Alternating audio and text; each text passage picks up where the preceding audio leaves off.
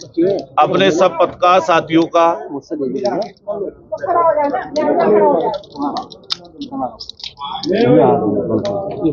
मैं अपने तमाम पत्रकार साथियों का धन्यवाद करूंगा कि आप लोग ऐसे चुनावी माहौल में और आज जुम्मा अलविदा है, उसके मौके पर आप सब लोग यहां पर पहुंच गए।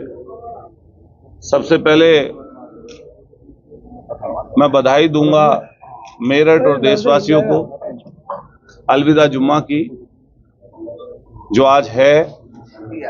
इसके बाद हमारे महानगर अध्यक्ष जी यहाँ मौजूद हैं, आदिल भाई, हमारे जिला अध्यक्ष जी हैं विपिन जी चौधरी साहब, हमारे पार्षद दल के नेता यहाँ पर मौजूद हैं बासी जी, और हमारे तमाम पार्षद जी लोग यहाँ पर मौजूद हैं, और हमारे छात्र नेता से लेकर तमाम ऐसे साथी हैं जो लगातार समाजवादी आंदोलन को आगे बढ़ाए हैं। ऐसे भी कई साथी यहाँ पर मौजूद हैं जिन्होंने अपने जीवन के 3 दशक समाजवादी आंदोलन को और समाजवादी पार्टी को दिए हैं। मैं खुद भी छात्र राजनीति से लेकर इस समाजवादी आंदोलन में जब जब ऐसी कोई बात रही कि जहां पर हमें अपनी भागीदारी सुनिश्चित करनी है तो हमने अपनी भागीदारी सुनिश्चित की है। एक चीज मैं आपको बता दूं, क्योंकि सोशल मीडिया का समय है, सब कुछ डिजिटल है। अगर कोई झूठी या सच्ची कोई खबर निकलती है तो जहां एक ग्रुप में पहुंचती है तो फॉरवर्ड होकर ना जाने कितने करोड़ों लोगों तक पहुंच जाती है। तो अभी कुछ सुनने में आया कि डीप फेक वीडियो भी चली हैं जिसमें एक सिने स्टार सुपरस्टार की वीडियो को गलत तरीके से डीप फेक करके चलाया गया। उसके बाद में फिर उनके जो करने वाले लोग थे, इस डिजिटल युग में हमारे पत्रकार साथी, क्योंकि जो हाँ यूट्यूबर्स लोग भी हैं, यूट्यूब का भी इस्तेमाल कर रहे हैं, वहीं साथ साथ जो हमारे न्यूज़ चैनल्स हैं बड़े, उनके भी डिजिटल अपने अपने प्लेटफॉर्म हैं और डिजिटल माध्यम से वो भी खबरें चलाते हैं। तो इस समय पर बहुत जिम्मेदारी का काम है, ये बहुत जिम्मेदारी का विषय है। अगर कोई खबर आती है तो उस खबर की सत्यता जांचनी चाहिए। अगर खबर की सत्यता ना होते हुए और हम उसको फॉरवर्ड करते जाते हैं तो इससे कहीं ना कहीं कुछ टीआरपी मिल सकती है, कुछ चीजें आगे बढ़ सकती है, व्यूज ज्यादा आ सकते हैं, लेकिन इससे कई बार कई लोगों को हानि और क्षति और कई बार सम्मान का भी नुकसान होता है। अभी पिछले दिनों जहां हम सब लोग इस समय आम चुनाव में जा रहे हैं, देश का आम चुनाव होने जा रहा है और पहले चरण का चुनाव कुछ चंद दिन बाद है और हमारे मेरठ सहित आसपास के जिलों का द्वितीय चरण में, सेकंड चरण में चुनाव है। तो हम लोग बहुत दिन से लगातार राजनीति में सक्रिय हैं। जब जब ऐसी कोई बात आई कि जहां पर अतुल प्रधान या उसके साथियों को जनता के लिए खड़ा होना पड़ा, तो हम लोग हर उस विषय पे खड़े रहे हैं जिससे जनता के साथ जुड़ाव हो। और जुड़ाव जनता से तब होता है जब हम जनता के लिए कुछ करते हैं। जुड़ाव जनता तब मानती है। हमें 3 बार एमएलए का चुनाव लड़ने का मौका मिला। मैं कम उम्र में था, उस समय पार्टी के विभिन्न संगठन के, समाजवादी पार्टी के विभिन्न संगठन के पदों पर मैं रहा हूं और लगातार छात्र राजनीति चौधरी चरण सिंह यूनिवर्सिटी के माध्यम से की, जिसका नाम देश और दुनिया में है।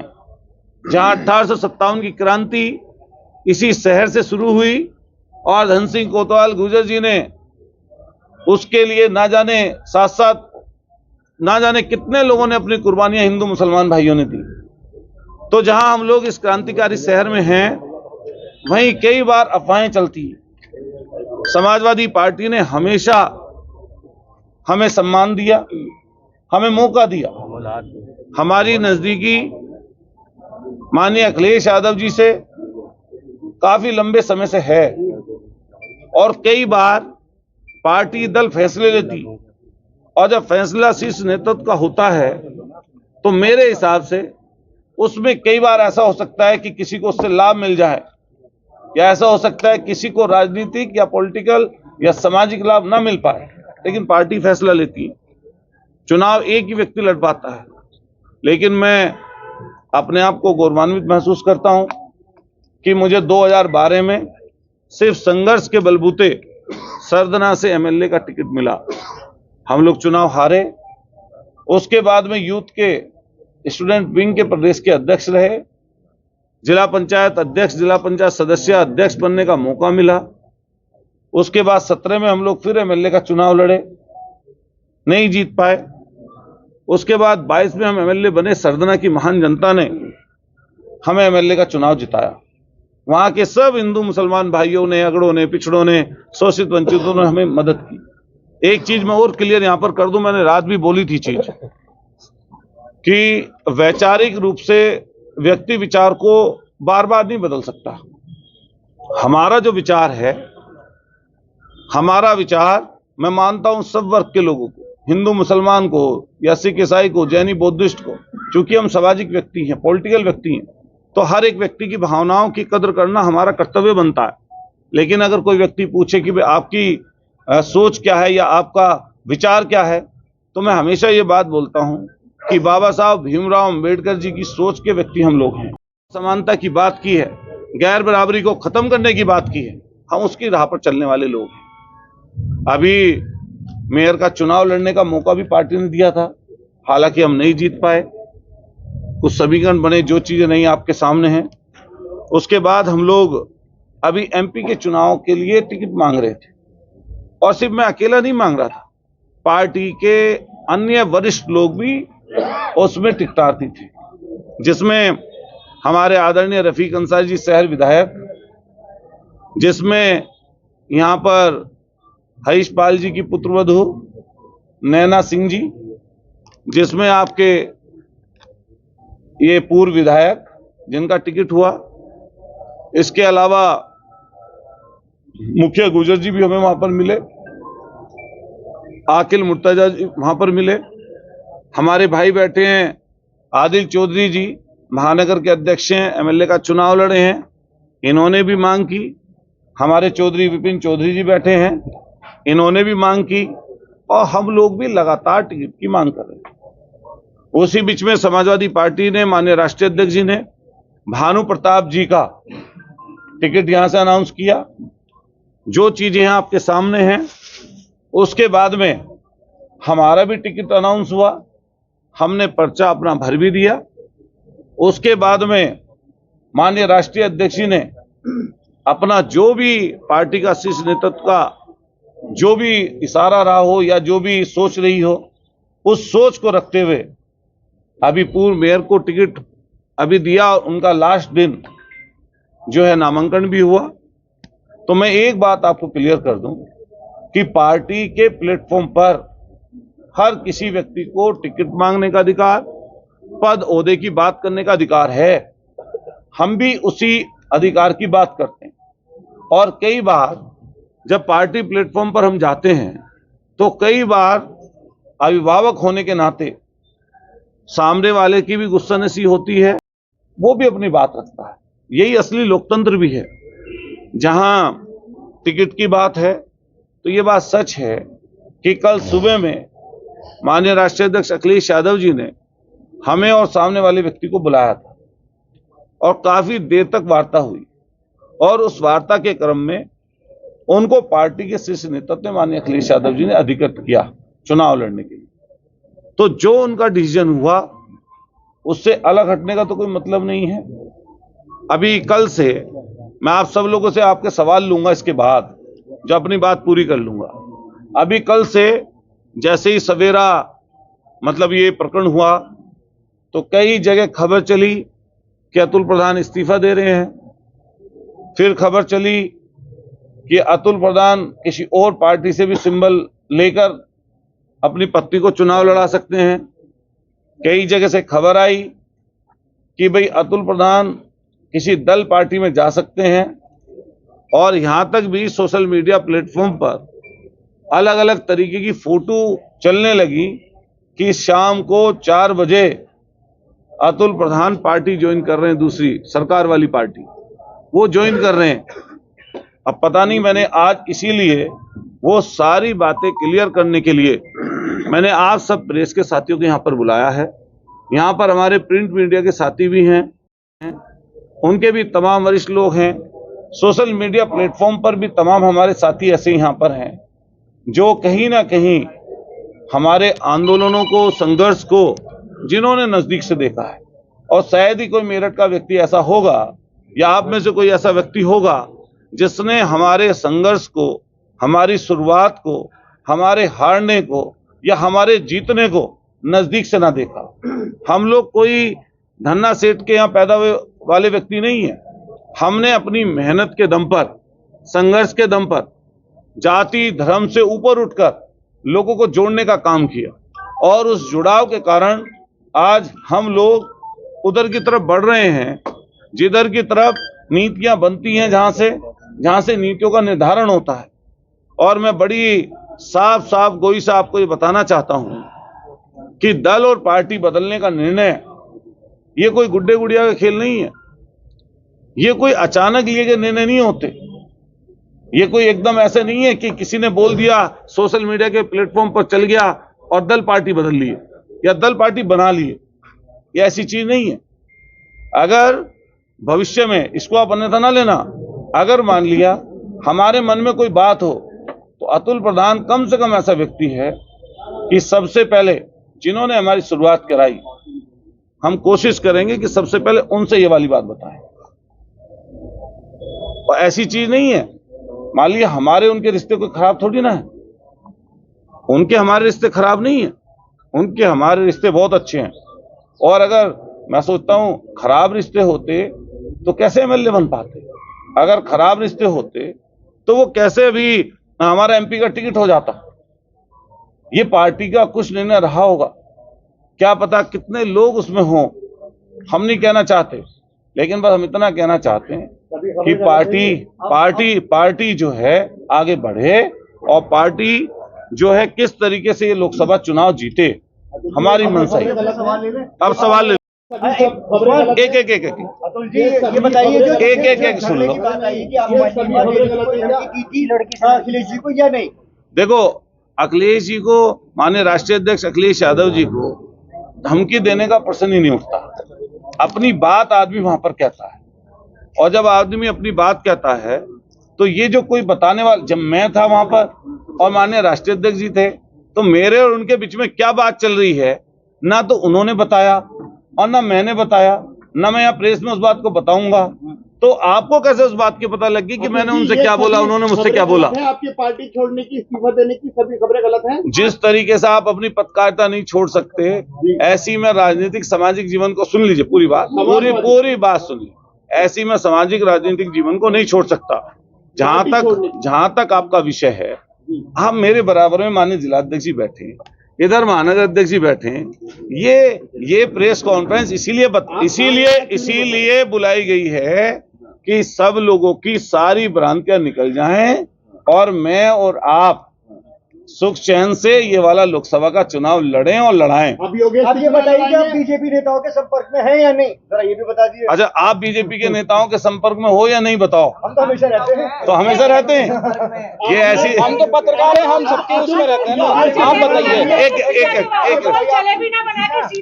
सीधा जवाब ना है, ना। अखिलेश यादव के साथ में अतुल प्रधान योगेश वर्मा को इलेक्शन लड़ाने जा रहे हैं। अतुल प्रधान योगेश वर्मा को इलेक्शन लड़ाएंगे। अच्छा, मैं कहीं जा ही नहीं रहा हूँ, तो मैं एक ले लो। अतुल प्रधान समाजवादी पार्टी, सुन लीजिए, समाजवादी पार्टी माननीय राष्ट्रीय अध्यक्ष जी कहेंगे कि जाइए लद्दाख, वहां पर चुनाव लड़ाइए तो लड़ाएंगे। समाजवादी पार्टी राष्ट्रीय अध्यक्ष जी कहेंगे कि आपको संगठन में आके काम करना है, चुनावी राजनीति नहीं करनी, तो करेंगे। और सुन लो, और पल्लवपुरम, सुनिए, पल्लवपुरम हो या शास्त्री नगर हो या प्रहलाद नगर हो या नूर नगर लिसाड़ी हो, या सराय हो या हो, नहीं घुमा के जवाब देने अतुल जी, मतलब साफ ही सीधी सी बात। अतुल जी, समाजवादी पार्टी की वो उम्मीदवार हैं, इसका कोई प्रश्न ही नहीं उठता कि उनको चुनाव न लड़ा है। कल पर्चा भरा उन्होंने। मैं कल 3 बजे लखनऊ से चला हूं, रात के समय यहाँ पर पहुंचा हूं, सुबह से लोगों से मिल रहा हूं, अब आज 3 बजे प्रेस। समाजवादी पार्टी जहां पर भेजेगी जिसको चाहेगी, जिसने अधिकृत किया समाजवादी पार्टी को, चुनाव ना लड़ाने का मतलब ही नहीं बनता। मेरा एक सवाल है, बहुत आसान सवाल है अतुल जी, मेरा बहुत आसान सवाल है। जिसको आपने पार्टी ज्वाइन कराई उन्होंने ही आपका टिकट काट दिया, क्या महसूस कर रहे हैं? और क्या क्योंकि आप घुमा के जवाब दे रहे हैं प्रचार प्रसार के लिए, सीधा सीधा क्या ऊपर से डंडा होगा? मास कम्युनिकेशन की जोन सी डिग्री आपने ली, थोड़ी उससे बड़ी डिग्री लीजिए। मैं घुमा फिरा के नहीं कर रहा, मैं सीधा बता रहा हूं आपको, टिकट देने का अधिकार पार्टी के शीर्ष नेतृत्व का है, माननीय राष्ट्रीय अध्यक्ष अखिलेश यादव जी का है। जिसका वो चाहेंगे उसका टिकट होगा, और वो टिकट को भरने के बाद भी अगर हमसे ये कहेंगे, अगर मैं टिकट कोई भरने जा रहा हूं कि टिकट को वापस ले लीजिए, तो उनका अधिकार हम वापस ले लेंगे। मैं समाजवादी पार्टी का विधायक हूं। अगर माननीय अखिलेश यादव जी मुझसे आज ही कहें ये बात कि अपने एमएलए से इस्तीफा दे दो, देखिए नेतृत्व की बात कर रहा हूं, अगर वो कहें कि भाई आपको ये संगठन का काम ये करना है, तो मैं वही काम करूंगा जो मुझे काम देंगे। जयंत चौधरी कह रहे हैं, जयंत चौधरी ने कहा कि कुछ ही घंटों के लिए प्रत्याशी बनाया जा रहा है, उस पर क्या कहना है? अच्छा, मैंने अपनी प्रेस की आपसे बुलाई है, और जयंत चौधरी जी ने जो बोला है या सोशल मीडिया पे जो चीज चल रही है, क्या पता ऐसी चल रही है जैसे कल से हमारी खबर चल रही है। उन्होंने तो बाकायदा ट्वीट करा अभी मैं पूछूंगा, नहीं मैं 2 सवाल पूछूंगा आपसे, बहुत देर आपसे बात करूंगा। अच्छा बता दीजिए, एक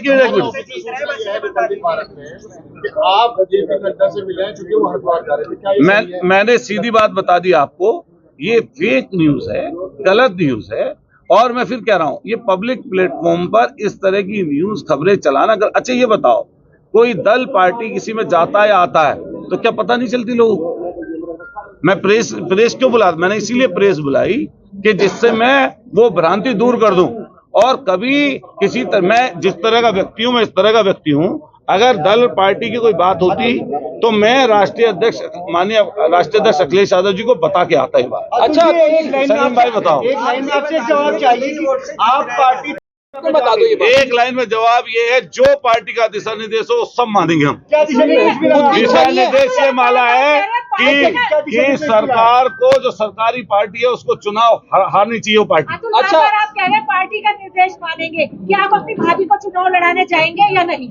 मैं अपनी बहन से ये वादा कर रहा हूँ, जहाँ समाजवादी पार्टी जहाँ ड्यूटी लगाएगी वहाँ काम करेगा। और जहाँ भी समाजवादी पार्टी के, सुन लीजिए, जहाँ समाजवादी पार्टी जिम्मेदारी देगी, यहाँ तो भी हमारी जिम्मेदारी मेरठ तो है ही, सरदना तो है ही, लेकिन इसके अलावा भी समाजवादी पार्टी की जिम्मेदारी देगी, हाँ उस जिम्मेदार। अब सुनो, तुम बताओ। आप सवाल का जवाब दे दो, बहुत सरल सा सवाल है आपके। मेरा एक सवाल ये है, हाँ, जब मेयर का चुनाव हुआ तब आपने पश्चिम सीमा प्रधान चुनाव लड़े, बिल्कुल। शाहिद मंजूर किसी मंच पे नजर नहीं आए, हाजिर रफीक अंसारी। मैं सारे मंचों पे नजर आऊंगा, और शाहिद मंजूर साहब हमारे बड़े हैं, शाहिद मंजूर साहब मुझे कोई आदेशित करेंगे कोई बात, मैं उनकी बात को मानूंगा। योगेश वर्मा, सुनीता वर्मा, ये भी थे, ये लोग भी आपके चुनाव में नजर नहीं आते थे, कि सवाल बनता है। ये सवाल मुझसे नहीं बनता, ये उनसे बनता है। मैं उनके चुनाव में नजर आऊंगा। अतुल जी योगेश वर्मा को क्यों नहीं बुलाया यहाँ? अरे ये पीसी अलग तरह की है, ये प्रति मुझसे संबंध। तुम आप पूछते कि जा रहे हो नहीं जा रहे हो, उनका इससे क्या लेना देना? अच्छा, अब वो कहीं बुलाएंगे मैं वहां पहुंचूंगा। सरल सा मेरे सवाल का जवाब दे दो आप। सुनो, आप मेरी तरफ सुनिए। हाँ, बताइए। आपके घर पे एक समाजवादी पार्टी का, कांग्रेस का और आम आदमी पार्टी का झंडा लगा हुआ था आपके घर पे ही 2 दिन पहले तक, आज क्यों नहीं लगा? अरे यार तुम क्या बात करते हो, बताइए ना। अरे देखो वहां जाकर साइकिल का निशान, बड़े पत्थर में ऊपर नीचे वहां लगे। शीशा तोड़वाना पड़ेगा ना आपको, शीशा झंडा क्यों हटवाया? अरे यार फालतू की झूठ मत बोलो, जाके वो देखो जाके, ये गलत बात है, ये बिल्कुल झूठ बात है, गलत बात है, झूठ नहीं बोलना चाहिए। आप ईमानदारी से बता रहे हैं कि तुम भाजपा से शायद घूस खाए हो। आप सवाल का जवाब नहीं दे सकते तो हम भाजपा से घूस खा के तुम आए हो। सवाल का जवाब नहीं दे रहे हो तो हम भाजपाई हो गए, ये क्या बात होती है? इस तरह का विरोध आप भी मत करिए। जाके देखिए समाजवादी पार्टी की झंडा उतर बड़ी गया आपका। बड़ी प्लेट लगी है। और सुनिए, नहीं, आप जिस तरीके के नेता है उस तरीके की लैंग्वेज आप यूज नहीं कर रहे मैं भी बता रहा हूँ, यहाँ पर पार्टी का फोन आया, इंस्पेक्टर ने कहा आपके यहाँ झंडा समाजवादी का लगा है। मैंने कहा ये शीशा नहीं उतरेगा, हम परमिशन ले लेंगे। परमिशन नहीं है ना तो ये भाजपा की बात मत पूछिए उससे। नहीं परमिशन नहीं है तो ये बताइए ना, घुमा के क्यों पूछ रहे हैं? इन्होंने डायरेक्ट आरोप मेरे झंडे का लगाया मुझ मैंने पर। पूछा ना, आप कहते थे मैंने परमिशन उसका नहीं है। जवाब दिया। नहीं, आप कहते ना कि परमिशन नहीं है, आप ये क्यों आरोप लगा रहे हैं कि हम भाजपाई हैं? हम पत्रकार हैं। फिर तुम कैसे नहीं, कह गलत सकते बात हो? आपकी, गलत बात है आपकी ये। ठीक है, आप बताओ दूसरी पत्रकार पर आप चीज। कैसे आरोप लगाएंगे? मैं आपका कोई सवाल का जवाब नहीं दूंगा। अब आप बताओ, आप बताओ सलीम भाई। बताओ कल सुनीता वर्मा का जो जब सिंबल मिल गया उसके बाद आपके साथ लेके जाओगे क्या वजह है? जो सुन लो, मैं था लखनऊ और वो आए हैं फ्लाइट से, तो वो आगे जल्दी, मैं चला हूं वहां से 2 बजे, तो मैं नहीं आ सकता था। नहीं, जो 2 सेट कल जमा आपके हुए हैं वो उसके पीछे क्या वजह है, उसकी क्या मंशा रहेगी? वो कोई मंशा नहीं है, वो रिजेक्ट हो जाएंगे। वो उससे पहले की मंशा थी। मान लिया कि रिजेक्ट होने लगे कोई पर्चा तो रह जाता है किसी का। अभी क्या हुआ मुरादाबाद में, आप जानो। मंशा कुछ नहीं है, समाजवादी पार्टी के अधिकृत प्रत्याशी जो हैं समय पर, उन्हीं के साथ। ये नाम क्यों ना ले रहे ये बताओ।